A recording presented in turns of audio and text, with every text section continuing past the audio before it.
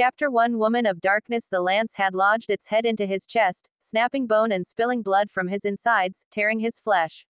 It had gone right through his heart, taking out a nice triangular chunk from his body, and yet, somehow, he'd revived, only to see the man clad in tight blues come at him again. Unlike last time, he'd tried to fight, to hold his own against the being. Not that it did much good. The man in tights wasn't only at an advantage in strength, but was far faster in speed too. So fast was he, all his movements looked more like a blur to the youth than anything he could perceive. Shirou just couldn't keep up. Each blow, each fake out, despite all his years of training in kendo, were nothing to this being who snickered as he looked down on him, making him angrier. But rather than do any good, all his anger did was land him a boot to his ribs, aggravating his previous injury and sending him through the glass door of his sleeping quarters. No, fighting is not an option, he thinks, as he hits the hard floor, nearly knocking the breath out of him. He has to run, even if the man is faster, he has to try. He isn't going to die here, without being able to help anyone in return after the promise he'd made everyone, including his father. He can still see the old man's face as he'd promised foolishly that he'd become the hero the man was unable to become in his own life. The genuine smile that had come upon his features, and the light flush that had flared on his cheeks as he'd rubbed Shirou's head had ground the promise into Shirou's core. He needs to keep that promise, but with this blue man in the way, how can he do that? He can only imagine how his father would look at him, staring down at him sadly, thinking on how Shirou had managed to find himself at the end of some stranger's spear and die before doing anything of worth in his life. How pathetic. No, he can't die this way.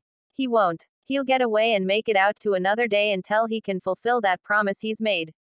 He has to. Unfortunately, the man in blue doesn't seem to share his sentiments, giving his spine a grinding kick from behind that hurts so badly he barely notices when his body gets thrown through the shed, face slamming into the dirt as his body rolls with the impact. His breathing has become so hard, 100 places in his body screaming in agony, that he can barely lift his head, and still, that man comes in, holding that long heavy spear at his shoulder as if it were no more than a paperweight, smiling at him in what he is sure is an ice-melting smile. Sorry, kid, the man says. It's nothing personal. The master just said we can't have any witnesses around, and that means you, he says, twirling the spear from his shoulder and pointing the deadly-edged blade at the end at Shirou's face. An end he has become far too intimate with in just an hour past. He swallows, staring at the menacing object with wide eyes as he tries to back away on his hands, keeping an eye on the thing that might as well be a viper swaying before him, waiting to strike. Your bad luck it seems, says the man in blue. If it's any consolation, based on what you did back there, you might have been the seventh master. So this would have happened anyways. This bastard, he thinks, what does he know? He'll become a hero of justice, even if it kills him.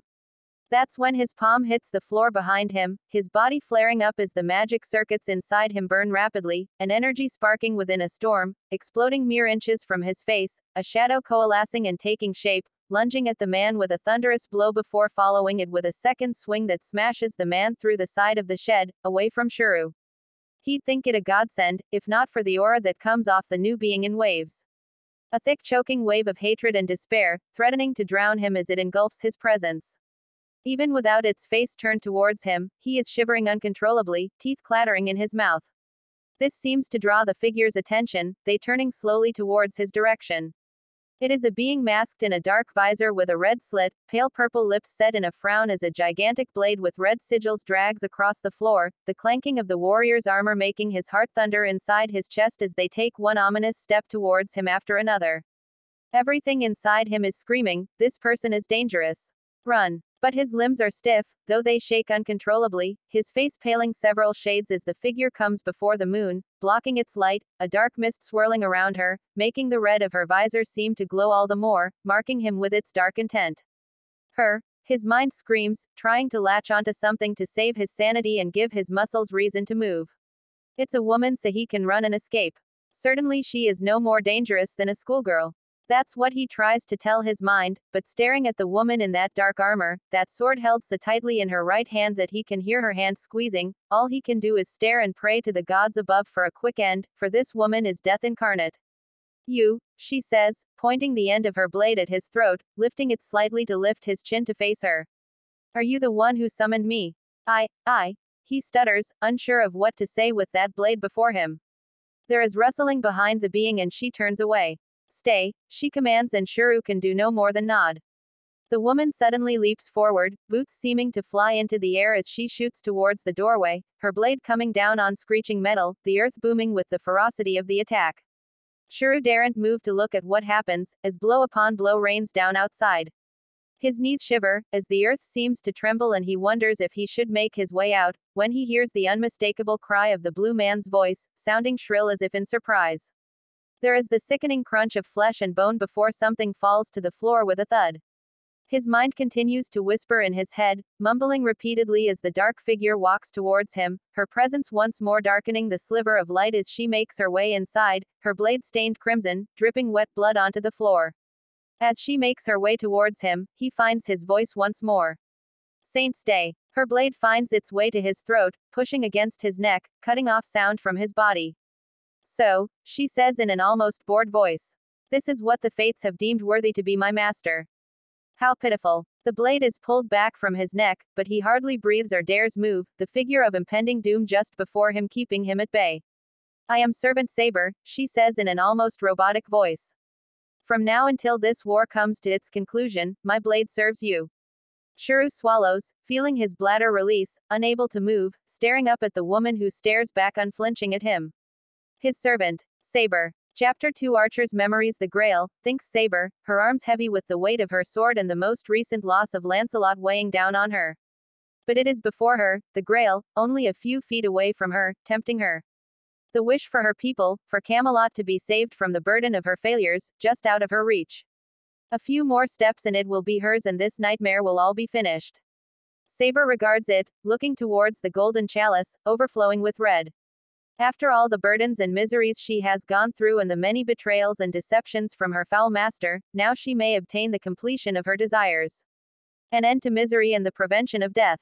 That is her wish, to never have drawn the sword of justice so that it may have been bestowed upon one who could truly bring greatness to Camelot and not such a charlatan as herself. Her people deserve that. Only one thing stands before her. One final obstacle. She turns her head to the right, regarding him where he stands on the balcony floor, the portals to his many treasured blades opening as swords slip through, intent on piercing her flesh and stopping her from her quest. She tightens her grip on her blade, looking angrily towards that man who would hinder her. Gilgamesh, the king of heroes, with arms crossed, smiling down at her as if he were her superior instead of her equal, grinning like some wild dog looking down at a bone. She readies her blade, ready to do battle with the fool. She will show him that her desires will not be beaten down by such a selfish wretch as he.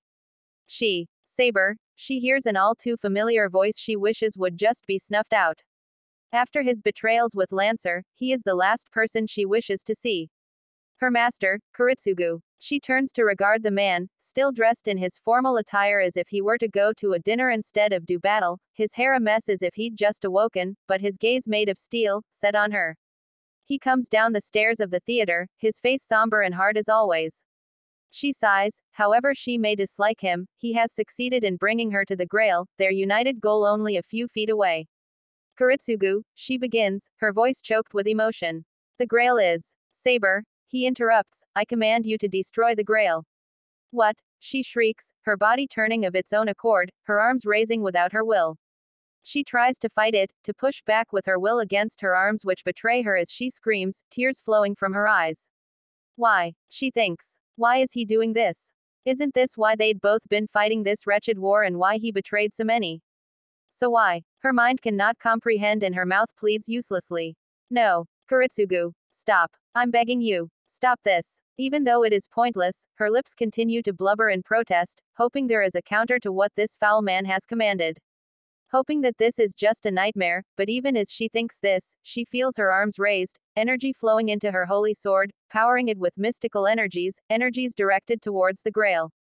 Even as she cries in denial, her arms lunge forward, the energy from her blade exploding, ripping through the golden chalice, splitting it cleanly in two.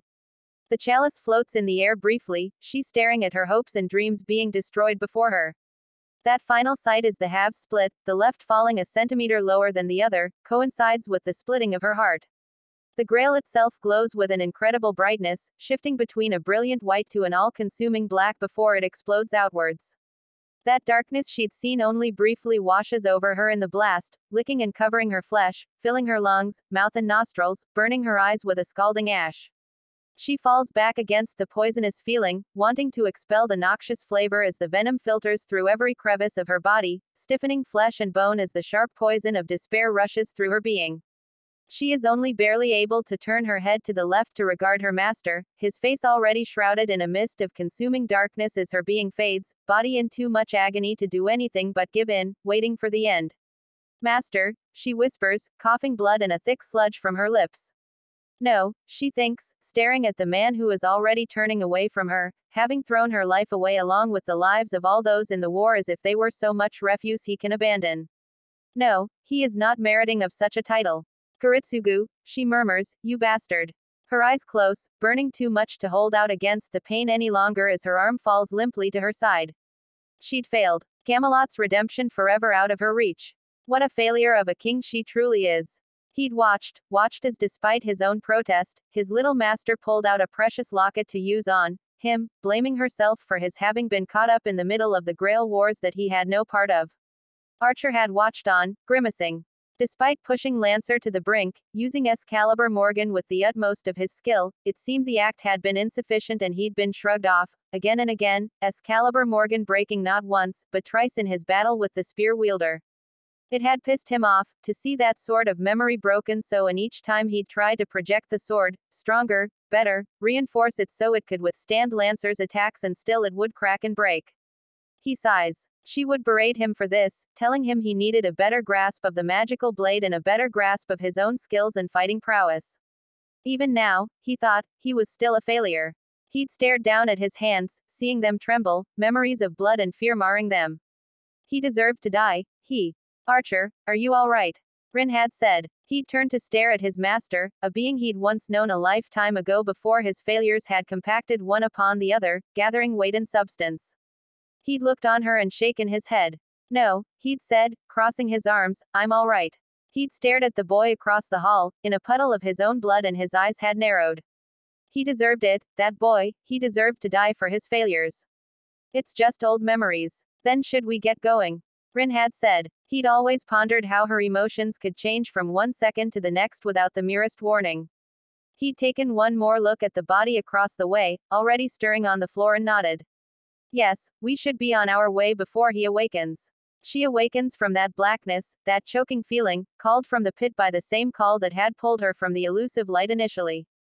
Part of her hopes that being called away she may belch forth this darkness that has been consuming her, leave it behind and go back to the naivete that she once had, with no memory of that horrid past, but even as her flesh reforms, the magic circuits filling her body, she still feels that filth pulsing through her body, weighing her down, making everything heavy. It is still there. The memories, the failure, and the weight of whatever substance washed over her, covering her in its taint. It grates at her so, feeling this filth inside that she swings her blade at the nearest source of mana before her, enraged at the feeling inside her.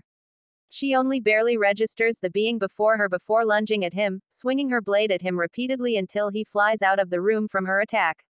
She regards the being cowering in the corner, his red hair giving him away, the moon shining on his pale flesh as she looks over his bright eyes which quiver at the sight of her. She turns towards him, drawing her blade, feeling the pull from his body, spotting the command seals on his hand as he tries to back away. You, she growls, her emotions rolling inside her as she glares at the pathetic being before her. Stay here. She'll deal with the situation after she's vented some of her frustrations. She turns, leaping out from the small storeroom, blade raised over her head, slamming it down on the lancer before her. Geez, says the man, drawing back, pulling his spear before him. Can't you give a guy? She slams her blade into his lance as he raises it just in time to block, her blow sending him back several feet. What? Says the man as she continues to rain a barrage of attacks down upon his body. She glares at the man, her lips pressed in a thin line as she attacks. He is not a man, she thinks, he is merely an obstacle. Something in the way for her quest of the Holy Grail.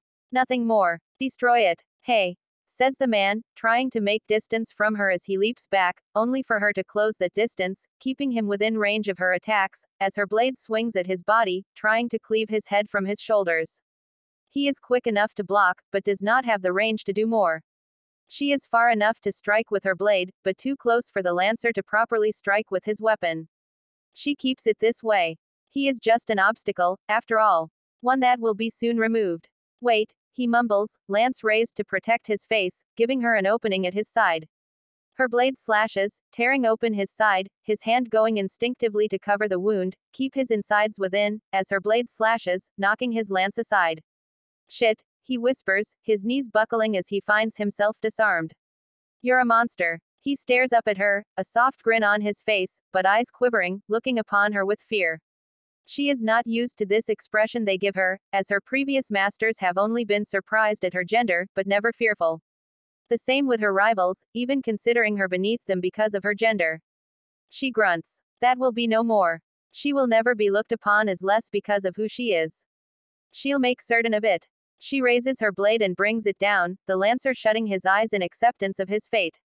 Her blade meets flesh, cleaving it in two as metal rips through bone and tendon as if it were no more than old wood, splattering her dark armor with its vibrant color. The man falls away from her, hitting the floor with a thud. She stares at his vacant eyes without any passion or feeling, simply feeling empty. It matters not, she thinks, turning away to return to her master.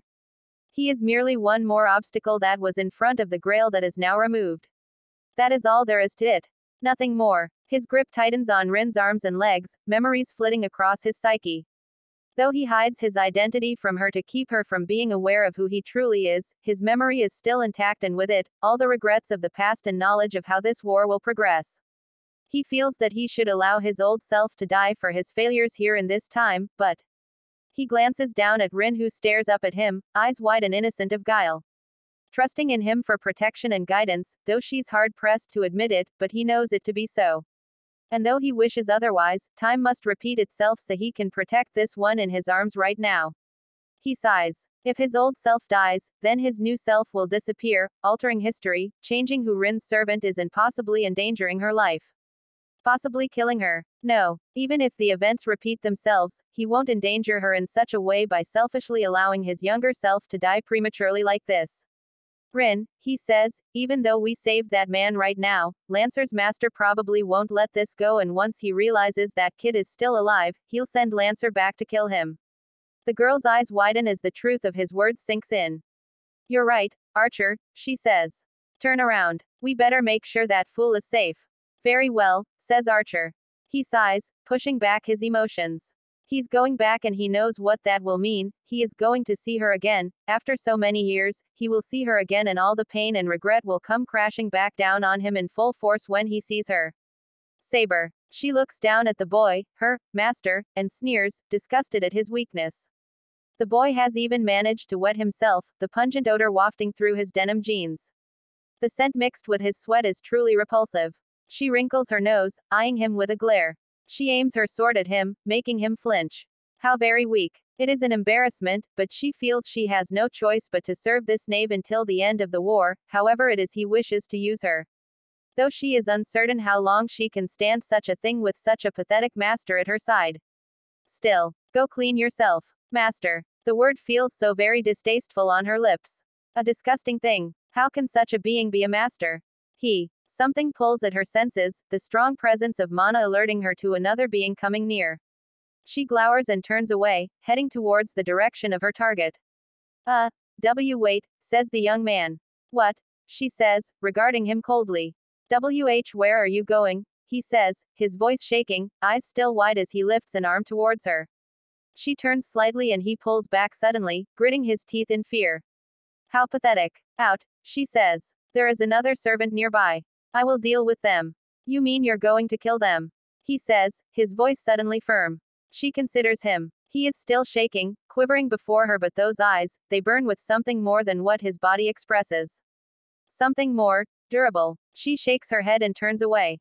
That is a servant's duty. I will get to it then. Wait, she hears him call but disappears, leaping over the roofs of the buildings, drawing her blade close. The quicker she dispatches the other servants and masters, the sooner this war will come to an end and she can be done with this wretchedness. After all, that is all she desires now. An end. He draws near his old residence, Excalibur Morgan drawn at his side, feet beating the floor as he covers the distance in a blur of motion, Rin at his heels. The servant in tight blue should still be near his old shed, but, he thinks, aside from that initial injury that nearly cost him his life, he doesn't remember much about the warrior clad in blue. He wonders why that is. Archer squints his eyes trying to think of why it is that more memories of the man clad in blue don't come to mind. How is it that such a warrior could be erased from memory so easily? As if he were killed early on in the war. His eyes widen in shock as the fog in his mind finally clears, only to see a blur of dark metal come at him from the shadows, her blade coming down across his torso, splitting flesh and bone open in one strike. He hears Rin cry his name even as the blood showers his vision before him, splattering the pristine armor of the dark figure before him with his blood. Damn it, he thinks, falling to his knees on the hard floor. Before him stands the answer to why the man in blue had disappeared from memory. He's dead already. Killed by her, Altria. And now, as he stares up into her cold pale eyes, her hands stiffening on the hilt of her blade as she raises her weapon above her head, his heart races as he wonders if Altria will take his own life as well. Chapter 3 Meaning of War. The blade cuts through his flesh, sinking deep, splitting bone and tendon, but even as the warrior falls to his knees, his strength waning, Saber can see he will not perish from such a blow. The warrior in red looks upon her with determined eyes, grimacing, even as his master calls to him. A small thing dressed in red like her servant, shrieking like a mewling babe. Pathetic. The masters of this age are truly no great thing, she thinks. She raises her blade, intent on finishing with this servant and deal with his master just as quickly. As she is to deliver the killing blow, she notices the blade that has shattered, still held within the servant's grip. Recognizing the weapon, she steps back, lowering her blade in surprise. Excalibur, Morgan, what do you with that blade? She screams, the emotions she thought so long dead coming to the surface as her anger flares. The man in red smiles, a smirk crossing his features as he stares back at her. Don't you recognize me, Saber? You should know me. What foulness? She hisses, raising her blade over her head. I'll be done with your lies, fool servant. Saber, a voice she recognizes, calls from behind her. Stop. As she is about to bring down her blade, it is halted in mid-swing, stopping just at the brow of the servant in red. Her body trembles in rage as she tries to resist the order, feeling the order imposed on her by the will of the Grail, holding off her hand. She growls under her breath, lowering her blade, seeing the glimmer of sweat running down the servant's forehead as he sighs in relief. Archer, the servant's master, comes running, her feet beating against the pavement now as the danger has passed. Saber ignores the whelp, turning her attentions back towards her fool of a master, who comes running up towards her, breathing hard, a gleam shining on his brow as he bows from exhaustion. What are you doing, Saber? He says. You could have killed someone. That's the intention, boy, she growls. What? He screams, yelling at her, face inches from her. Are you crazy? You can't just go around killing. She scoffs. This creature, which mere moments ago had fouled himself, now dares lecture her on what is right and wrong. When he cowers from his own servant. It is too much. She grips the collar of his shirt, pulling him close suddenly as she lifts him off the ground, holding him in the air. This is a war, you damned fool. We kill servants and masters to obtain the Holy Grail. Holy Grail, says her master in a surprised tone. You mean that crazy thing King Arthur was after in the legends? That thing. She stares at her master, eye twitching, her hand squeezing on the hilt of her blade. How, she thinks, how can this fool not be aware of the Holy Grail? How can he be in this war if he knows nothing about the most base elements of the war? It's all right, Rin, says the servant behind her. It's not as bad as it looks. Like hell it is, his master shrieks. I'm getting you back home to tend to those injuries. Damn, how can a servant get injured like this so fast? That last part is barely a whisper. There is a quiver to her voice as she says it, the fear evident. Good. It'll keep her from being a nuisance in the war. But, Saber glances back at the servant. He is heavily injured and bleeding profusely. She should finish him off and take the advantage to eliminate the weak master at his side as well, if not for her own weakling of a master. Saber, you can't just, her master begins, when she cuts him off. Your ideals will get us killed, she says. Her words are said quietly, but with a sharpness that cuts off his yells, leaving him with a questioning gaze. The sooner you become aware of this, the better. Now, let us return. We have much to speak of.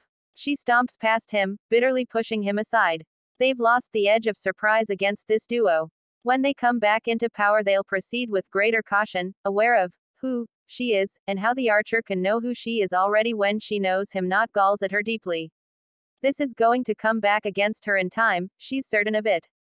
I'm sorry, Tasaka, says his younger self stuttering as he walks near them. Archer tries to listen to him, his hearing distorted, finding his own weight leaning against Rin just so he can half stand. Damn, he thinks, the wound Saber had given him is far deeper than he'd have given her credit for. It makes any movement from his part scream with agony that cripples him. Had it been so long that he'd forgotten just how brutal she is? It must be. Because soon, though he wishes to argue the point, he soon finds himself passing out, memory and desire fading into darkness as his body slumps to the floor, unconscious. Shirou tries to apologize for what the woman in armor did, extending his hand towards Rin as a show of trust, hoping he can help her get the injured man to the hospital. He's lucky that woman stopped when she did, though he still doesn't understand why she did, why she listened to him at all. Though, it seems he arrived late anyways, the man leaning on Rin looks about ready to collapse, his breathing awkward, strained to his ears. The gash on his chest looks really bad as Shirou can see muscle and tissue through the injury. They need to get him to the hospital, quick. He can't believe the woman he summoned did this. The explosion at his foot makes him falter, he falling ungracefully on his rear as he stares at the black mark before him, the floor burnt. Tasaka, he says in shock. What the hell? I was just trying to help. Shirou, she says, her voice low-pitched and cold, reminding him all too much of someone else. Leave. But, she points a finger at him, steadily aimed at his forehead, a bright tear running down her eye. Leave. He stares at her momentarily, uncomprehending before it finally sinks in. She blames him for this as much as that strange woman, and he has no defense for it. He's the one who summoned her, and because of her this man was nearly cut down and another might be dead in his yard somewhere. Though, where could she have hidden the body so quickly? It doesn't matter, she's heading back towards his house, last he saw. He needs to find her and draw her out. Get the cops down here, or something. But what can he tell them? Hi, I summoned a woman in black armor wielding a giant sword with magic and she's already killed 2 people. Come down here and stop her. It sounds ridiculous even in his head, but the whole thing sounds ridiculous. Who was the nut wielding the spear and why did the woman he call up look and act like this? In fact, how did he summon her to begin with? He needs to find out and get to the bottom of this, he thinks. And fast. Before he ends up in the floor like the others. He gives Tasaka one last glance, muttering an apology before he runs down the street towards the woman in dark armor who makes him want to shit himself and wondering how mad he must be to be committing to such acts. He truly has lost his mind, but it doesn't matter. Not as long as he can prevent other people from being hurt. If he can stop that, then it's worth putting his life on the line. He knows it. She sits on the dais, blade on her lap, gazing at the item in her hands which was once the beautiful Excalibur, now a blackened shard with unusual twisting runes on its surface. She scoffs at the thing, running a rag over its surface, clearing away the excess traces of blood and gore from the blade. It is an ugly thing. Repulsive in appearance and meaning, but it should at least retain its use.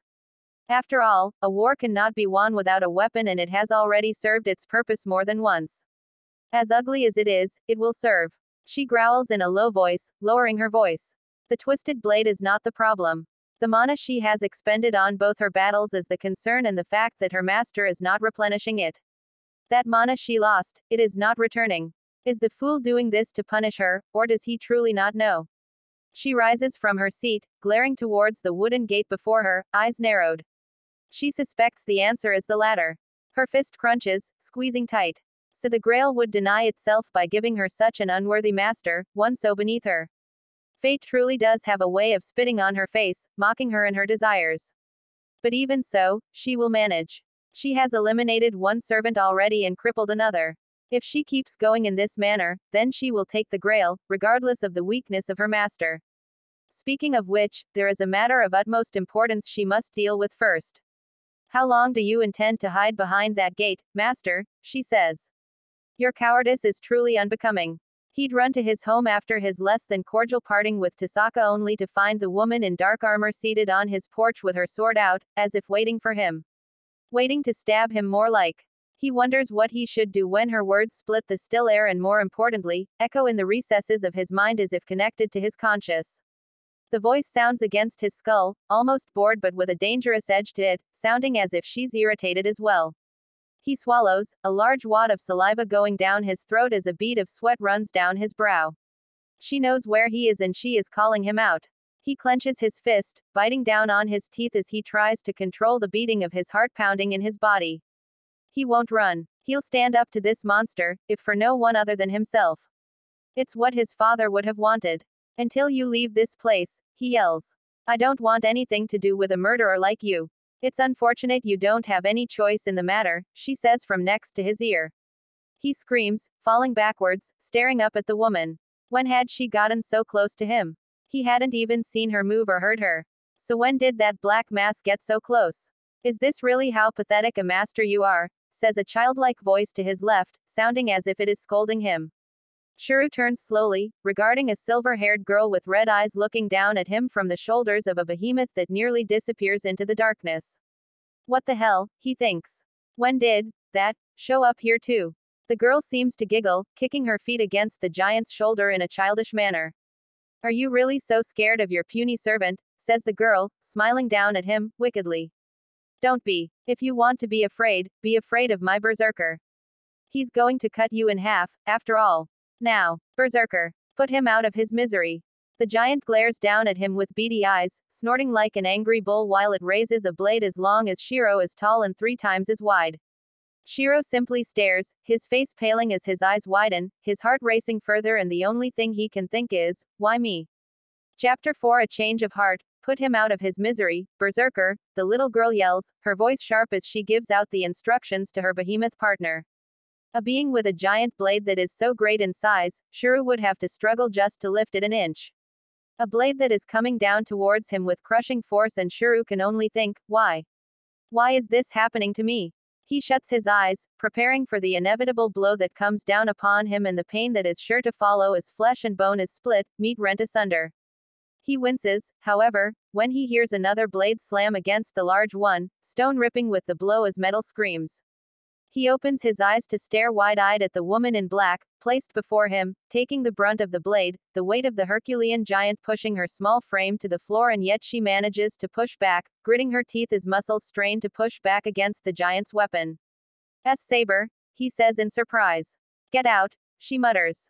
What? Get out of here, she screams, finally throwing the blade aside, making the giant stumble, his small beady eyes staring at the woman in shock. Woa, says the small child on his shoulder, jumping down from him. She's stronger than she looks. As expected of the saber class. Berserker. The Titan leans back, letting out a bellowing roar as he comes forward again to slash at Saber. Saber knocks the blow aside, swinging left then right, her blade slashing with stinging sparks against the man's arm bands. If you refuse to run, master, she growls, then at least stay in place so I can ensure your safety. He whispers. But Saber, why? Her shoulders slump slightly as she glances back at him. Don't you know? She says in an almost soft voice. It's because you're my master.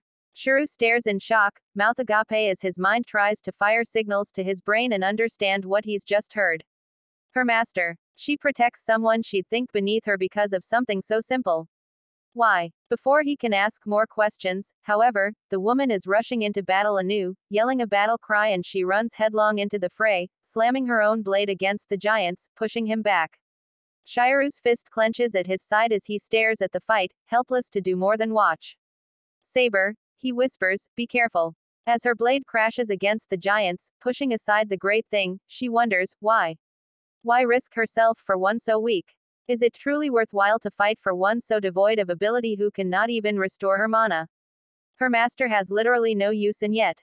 Her blade slams once more against the Herculean giants, pushing it aside even as her muscles scream in agony from the force being put against them. Yet, still, she perseveres, dodging to the right when the giant swings his blade, letting it crash harmlessly into the concrete next to her or brush at the air just above her as she dodges, feeling the dull tips of the blade pull at her hair. It stings, but the strain is nothing compared to being able to fend the beast off. She slashes one more time, pushing the monster aside, noticing the small master at its side quivering, staring with twitching eyes as she reconsiders the situation in which she finds herself. The girl, she can be no older than 10, thinks Saber, the girl, she looks strikingly like her mother. As her blade pushes another blow aside from the giant, she thinks, the girl bears a strong resemblance to that woman. Same silver hair and bright red eyes, with the same determination. How she wishes this one were her master instead of this pathetic boy. But, she glances back at him once more, seeing a firmness in his eyes. A hardness in his stance that she recognizes. One that feels familiar. She has to blink her eyes as she sees the boy's shape blur, replaced by that of a woman in a blue dress adorned in bright silver, golden ringlets blowing in the wind as she stares back with firm eyes of green. She sees herself as she once was, before the grail poisoned her flesh and left her, as she is. Her mind pauses, struck as if by some bright light when the lips on her older form yell, rushing towards her with arm extended, screaming her title. Saber. A man's voice. A moment before the image of her master comes back into view, he rushing forward foolishly into the battle. Why? Why would he? Now. Berserker. While she's open. Finish her off. It is then, her eyes widen as she turns back around to see the giant bringing down its great blade towards her. It seems as if in slow motion as that blade comes towards her, her own blade rising so sluggishly towards it before it comes down across her chest, armor splitting like paper as that blade cuts into her flesh, scraping across bone quickly, her ribs rippling as the blade cuts across them as she falls back with an open scream. Falls back into his arms. Her master's. She tries to push him away feebly, a tear running down her eye. Didn't I tell you to run? She whispers. Then why? I don't know, he says. But I'm not going to let you just die here. I can't. Those eyes, full of such hard determination and heart even while his lips quiver and his eyes brim with tears. For a moment they blur and she sees hard green ones looking down at her, mouth set in a firm line. She swings at the figure with an uppercut, catching it with her fist under the jaw, pleased that her old self grits its teeth, squinting at her. She smiles, cruelly. I won't lose to you. It's the last she can say before the energy seems to drain from her being and her head lolls to the side, losing consciousness in those soft arms holding her. How pathetic, she thinks, to die in my master's arms while I'm seeing illusions. Ouch, Shirou thinks, moving his jaw as pain laces through it with a horrific sting. Damn, even injured, this woman can certainly throw a hard punch. Was it because he was crying for her? What a stupid woman. Trying to hold back her emotions so fully she'd even reprimand those who show them. Saber, he says, you have to get up. Get up, Saber, he says, shaking her shoulders. But the woman is unresponsive, her injury still bleeding on the floor, her skin paler than normal, a line of sweat forming on her brow. Saber, he screams. Saber, come on, he thinks. No, this can't happen again. Not again. The fires from his past come back to his memory, the smell of burnt flesh, the screams of the dying assailing his ears even as he stumbled past them, too weak to do anything for those around him, too weak to do anything but walk away and ignore their cries. He'd sworn to himself that never again would he allow people to die on his behalf. So why did this woman put herself in harm's way when danger came upon him? Why? He shakes her in desperation, angered at himself for allowing this situation to happen anew, for another to be dying because of him.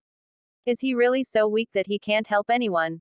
How is this happening? Why? It looks like your servant is done for, brother, says the little girl. Shirou's grip on the armor-clad woman stills, a cold sweat running down his brow as he turns his head slowly towards the white-haired girl and the giant bull towering over her, glaring down at him with small beady eyes, the grip on the giant's handle tightening. And if she's done for, says the girl, her voice having a dark tilt to it, then so are you. Berserker. A light flashes on in one of the apartments across the street, a woman's voice sounding. What's going on here? Who's down there? The girl's lips firm as she looks towards the bystander who is still masked in shadow, her small hands curled into fist. Damn it, she says. Come on, Berserker. We'll finish off the servant later, if she's not done for already. Shirou stares, the giant glaring at him, the mass of black hair waving before its body relaxes and it turns away, walking after the small girl, his great steps booming on the street as he walks after her. Shirou's heart pounds away at his chest, as if trying to rip away from his flesh as he stares at the duo, swearing the giant disappears right in front of him, even though he was keeping his eyes on the thing. Damn it, how? He feels a hand cover his own, squeezing it lightly. He looks down, seeing amber eyes look back towards him with concern. He stares, his heart pounding for another reason, looking at her. How soft and small her lips look, her brow furrowed in worry as she looks at him with those deep eyes. He'd never realized, let it push through his mind, that the one he was dealing with might be a young woman. He shakes himself inwardly, berating himself for letting himself get sidetracked. I'm going to call the ambulance, he says, intent on moving himself away from the woman to get some help. Just hold on. But before he can move, her grip on his hand tightens, so hard and painful he winces, feeling bone grind against one another. No, she says, trying to push herself up on one arm. Just help me up. But your injury. Even as he mentions it, he stares down, seeing a kind of strange energy reseal the wound that just moments before was bleeding copiously. What? He thinks. How? He is brought back to his senses as the woman begins to pull at his arm, pulling him down towards her so she can balance herself, her free hand gripping his shirt. Her head smacks into his own, her breathing slow and heavy as she leans against him, brow slick with sweat, her hot breath pushing against his lips. He swallows, staring at her, a mixture of emotions swirling through him as he looks at her. This is a killer. His mind tries to yell back at him in reason. She tried to kill those people. But, he reasons, she also tried to save his life. Her yellow eyes open once more, regarding him, a dark coldness within them. Burning red, he swings her arm over his shoulder, as he tries to reposition her, his awkwardness making her stumble a bit before he manages to position himself properly. Sorry, he says, hearing a pained wince from the woman as she takes a step forward. If not for me, you wouldn't have gotten into this situation. No, she says in a curt voice. I was careless. It was my fault. I was distracted. Her face so close to his he can't ignore seeing the softness of her features. He shuts his eyes and takes a slow breath before moving forward, pushing past his distractions. Why? He thinks. Why does everything always have to be so confusing and complicated with him? It would make things so much easier if everything were just black and white. But, if that were true, then he could never become a true hero. It's just the way things are. Come on, he says, trying to put more of her weight on his shoulders so the woman doesn't aggravate her injury further. We're almost to the porch. Just let me get you inside and I'll get some things set up for you so you can rest. They walk in silence, the woman not even grunting as they walk forward, the only sound is the beating of his own heart and the clattering of her armor as it moves. As they move ever closer to his residence, the dim light of the porch light seeming to grow stronger, he hears a whisper come from the woman's lips. Thank you, she whispers. For helping me. It takes him a moment to register what the woman said, seeming uncharacteristic of her with what he has gathered, but he shakes his head, pushing the thought aside. Don't worry about it, he says. It's what anyone would do for someone in need. She regards him with steely eyes for a moment before turning away, her lips pressed in a firm line as she remains silent. Shirou stays quiet himself, concentrating on simply putting another foot forward, helping the surprisingly heavy body forward, one step at a time. She hates this weakness, having to rely on this man. No, Kuritsugu was a man. This is just a boy still coming out of his swaddling clothes, and here she has been injured so severely that she needs rely on him.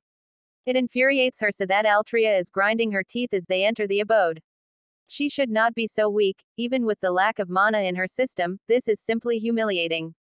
If she hadn't allowed herself to be distracted by illusions of herself. She finds herself suddenly falling forward, a wave of nausea and dizziness hitting her full on. Easy, says the young man, pulling more of her weight onto his own body as she falters in her steps. Enough, she growls, I don't need to be coddled like some infant. Right, he says, 'cause I'm sure you can handle a bull ox in your current state. She turns to him, her fingers biting into his shoulder, making him wince. Do you jest? I assure you such mockery will land you in a pit of trouble. No, he says, face paling as a bead of sweat forms on his brow. Just stay here while I get something for you. I don't think I should move you much further. Yes, she says, pulling away from the man and leaning back against the hard wall. Do that. Your presence irritates me. He frowns, staring at her, hands balled into fist. What? She says. Did I offend you? Be off to it. The young man sighs, shoulders slumping, and shakes his head, scratching it with the back of his hand. She wonders if this is some mannerism of her master's when he is nervous or frustrated. It matters little as he soon disappears, his feet booming down the hall. She wonders if he'll leave her here now or come back. It matters not, she thinks. She is wasted potential at this point. A lamb to the slaughter, and though that analogy galls at her, there is little she can do to deny it. Sighing, she looks around the room. It seems large and spacious, the smells of food just behind a soft-looking door and several cupboards. He must have left her in the pantry, she thinks. Well, at least she can feed herself when she's strong enough to stand. She can gather some mana from that at least. She pauses, thinking of the other way mana may be gathered, the more practical way of flesh-to-flesh contact, and she growls, beating her fist on the floor. To allow herself to wallow in such wantonness. Here, says the young man, shocking her as he throws a cover over her shoulders. She hadn't even noticed him return. Is she so truly out of it that such obvious actions are beyond her senses now? How embarrassing. It's not much, he says. But I figure it's something in case you get cold. I'm a servant. I don't become chilled. Yeah, he says, once more scratching his head again. I still don't get this, servant, stuff and all. I can explain it. Later, he says, making it sound almost like a command. It is a command, she realizes, as that energy washes over her, forcing her lips shut. Damn it, she thinks, gritting her teeth. Her fool master has wantonly used another command seal. How stupid can he be? You're in no condition to be lecturing me right now, he continues, oblivious to his actions. So just get some rest. We can talk about the servant stuff tomorrow. She grinds her teeth for a moment and then relents. It's too late to back out now, and he's already used the command seal. There is nothing to be done for it, she will accede. Very well, she says. But we will speak of such matters on the morrow. All right, he says, but you just take care of yourself and try to heal. That's an. She thrust out her foot, catching him beneath the heel, and trips him forward into her lap. The weight is sudden and uncomfortable, especially with his squirming, but it is better than letting him use another command seal. His last one, if she is thinking clearly. What was that for? He yells. You were about to give an order, she says. Yeah, so? He says, his face flustered as he looks up on her. She sighs. He really is a novice to even the most base of matters. You cannot give orders willy-nilly, as if throwing them to the wind, and she grips his hand tightly as if to emphasize it. Why not? He asks, still flustered. You ordered me not to say, so I cannot till the morrow, she says. So, she sighs, irritated at the fool's idiocy. Just don't give any commands loosely. It matters greatly. He stares at her for a moment, confusion on his brow, before he stands up slowly, wiping his nose of a blood smear where the armor bit into his lip. All right, he says, if you say it matters that much, then I'll let it go. You just take care of yourself for tonight, Kay. She is taken aback, eyes widening as she looks upon him. Even after her treatment of him, he still cares for her condition. Shoulders slumping, she nods. Yes, master. I will do as you say.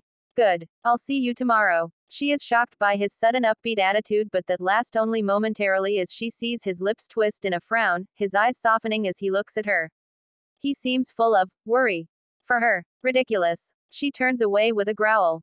No one cares for her, least of all, the one who would call himself her master. She is just a tool for him. Nothing more. Right. She hears him sigh before his steps recede, a switch clicking away, leaving her in darkness before steps are receding from her presence, leaving her alone. Just like she was when those fires broke from the Grail and the darkness overwhelmed her. Just like then. Alone. Chapter 5. Living arrangements. The cries of battle ring in the sky, swords crashing against one another, steel grinding against steel. Bodies fall as metal pierces bone and flesh, the sounds of men dying all around him while people cry to rally around their king. But Shirou can't see who that is. The mass of bodies seems to block his sight, impeding his movement as shadows blur around one another, seeming to push him aside. Only as a dark mass before him falls does he see a face flushed red, blood running down her forehead as she looks down with hard eyes, blonde hair whipping in the sky. Eyes of emerald rise to regard him, piercing him with a strong gaze. Saber? He asks, when the woman's eyes shut and the vision disappears, another sight of her greeting him upon waking, inches away from his face, cold amber eyes looking down upon him with a deep-seated bitterness. Hey, he says, a drop of sweat running down his brow. Glad you're feeling better from yesterday, but do you need to be so close? Unfortunately, I do, she says in a dark tone. I apologize for the discomfort this brings, but I require mana to continue to function properly as your servant. All right, he says, trying to swallow a wad of spit as he stares up into her cool eyes. But what does that have to do with? He is unable to continue with the sentence before the woman leans forward, her mouth closing with his, her tongue pushing between his lips, darting around towards his. It is so sudden but intoxicating, he has little by manner of having it stop. Even as his conscience stabilizes enough for him to think of trying to push her off, the woman grips his wrist, pinning him to the floor as she continues to fondle his tongue, her own darting back and forth while her lips press roughly against his mouth. He can barely breathe as she continues her assault upon him, a wave of dizziness washing over him. It is only when he hears a sing-song voice sound at the door to his room that the strange woman pulls away from him, but only after the owner of said voice has opened the door, her eyes twitching as her mouth hangs down nearly to the floor, hair suddenly standing on end as she stares at Shirou. Fujin. What are you doing here? He says, trying to hold off the impending storm that is sure to hit. I came down to find out why food isn't ready and why there's a mess in your living room only to find this harlot. Fujin points an accusing finger at Saber, who simply stares back impassively with arms folded on her lap, dressed in something that drains the color from Shirou's own face. Where once was a woman dressed head to toe in armor that was so fully covering one could possibly have confused her for a man, now she sits before him in a nearly sheer nightgown, sitting next to him while he has nothing on but sweatpants. No wonder Fujin has the wrong impression. Saber does look like a harlot in her current dress. It's not what you think. Shirou yells, raising his hands in a pathetic attempt to defend himself. It looked to me like you were in the middle of a make-out session with this skank, says Fujini, her voice seeming to grow louder with each syllable uttered, her face growing equally red in anger. It wasn't. That is exactly the affair I was engaged in with the master of the house, says Saber nonchalantly. Is he somehow not old enough to engage in such affairs? Shirou turns slowly towards the woman, wondering if she intends to damn him to hell.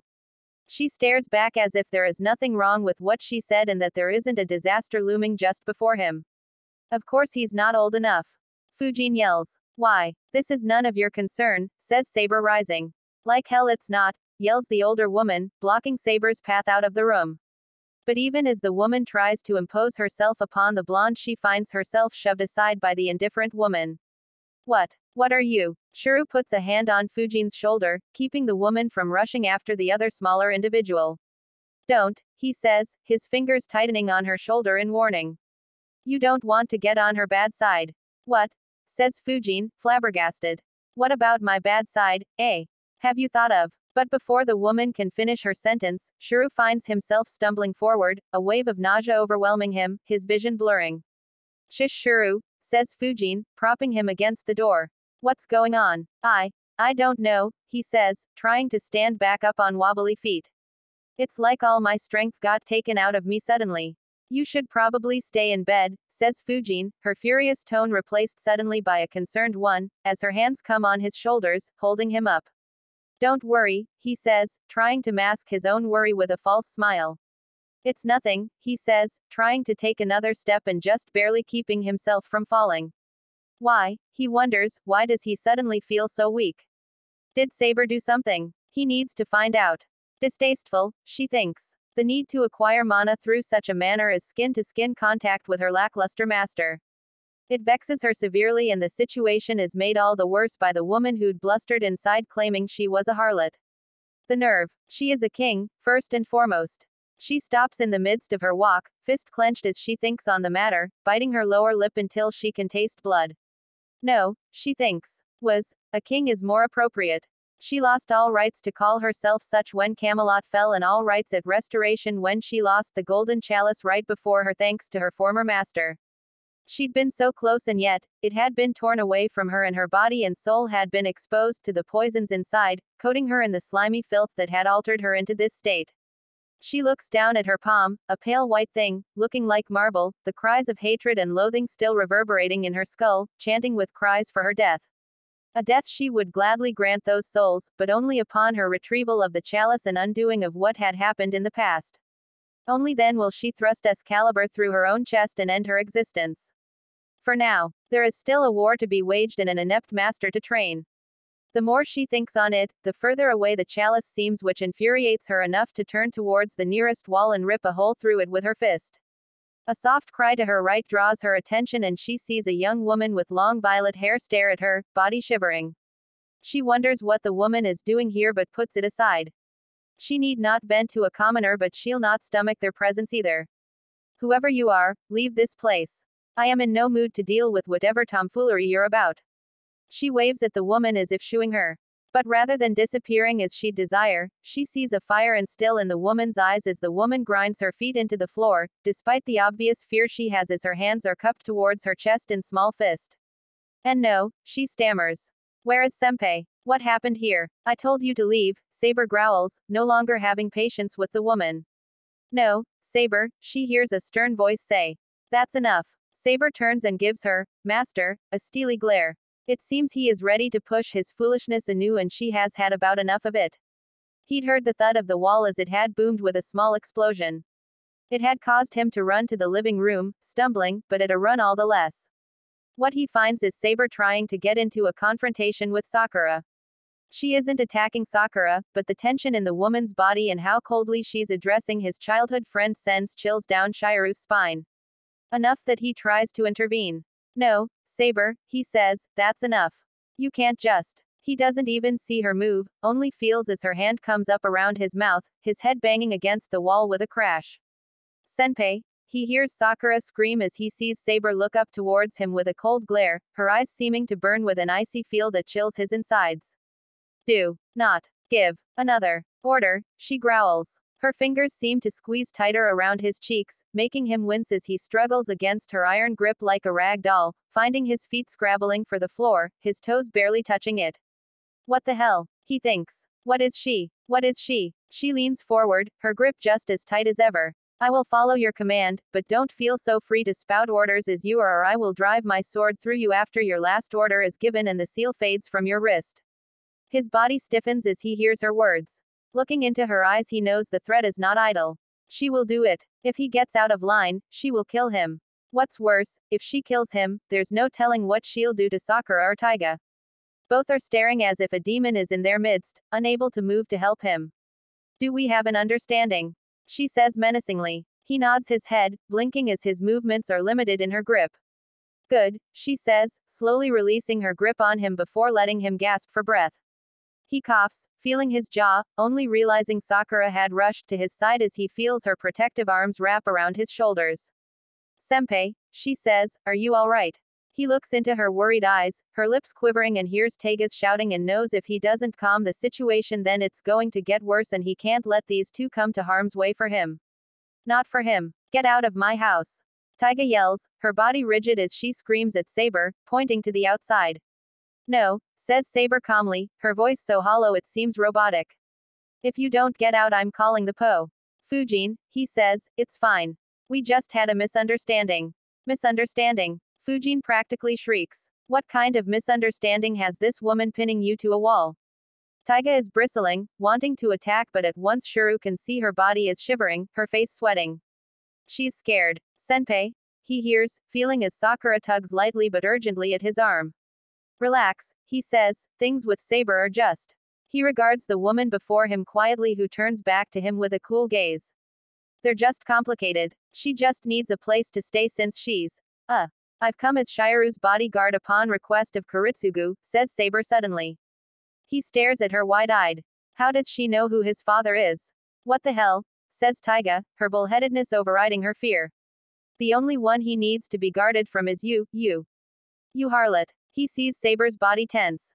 Fujin's words have gotten under her skin. He needs to step in and defuse the situation before it gets more out of hand. There has already been an attempt at Shirou's life, she says, ignoring Taiga's jab. As Kuritsugu surmised there would be in the given time. I am here to make certain Shirou stays amongst the living. Even if what you say is true, he hears Taiga say, her voice quivering. Why haven't you just called the cops? Surely they can. If the authorities could do something they would have done so already. I am part of Kuritsugu's special task force. I will keep Shirou safe to the best of my abilities, she says turning towards him. As long as he can follow safety protocols. Such as not yelling in the middle of a room. Shirou feels a cold chill run down his spine. Now she's spinning the story so that it falls back on his clumsiness. Thanks, Saber, he mutters under his breath. Why don't you go change into something more proper? And we can discuss things later. As you wish, Master. She puts the word at the end almost as if she is mocking him, but walks past without a word. Fujin for her own part seems to stare back with a stern look but nearly jumps back from Saber's glare before turning back to Shirou and walking quickly over towards him. Shirou, she says in a hushed voice, is it true? Has someone tried to kill you? The broken glass out front. Is it from that? It isn't a lie, he thinks. With the man in blue tights who pretty much did manage to kill him. He finds his hand wandering subconsciously towards his chest and feels Fujin's hands suddenly tighten protectively over his own. Gods, she whispers. So it is true. Fujin. Shirou, be safe, she says. Fujin, he asks, worry filling his body. The older woman slowly pulls away, taking Sakura by the arm. Come on, Sakura. We shouldn't bother Shirou right now. There's nothing we can do here. The younger girl looks back at him with fear in her eyes but allows the older one to lead her out. As the door shuts with a click, he hears the light tread of Saber's feet. He turns towards the woman suddenly, gripping her shoulders. How do you know my father? Tell me.